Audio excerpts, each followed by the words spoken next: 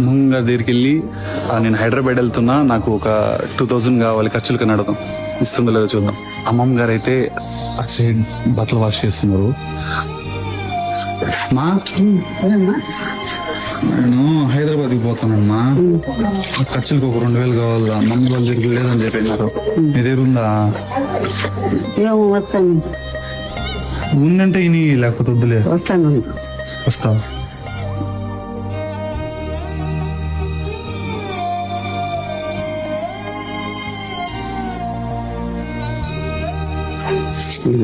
ఎంత ఉందమ్మా? 2500.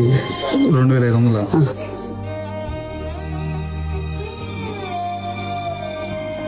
500, 2000 చాలేదు. వద్దు నేను ఇక్కడ నువ్వే ఖర్చు పెట్టుకోవచ్చు, ఇక్కడ నువ్వే ఖర్చు పెట్టుకోవచ్చు.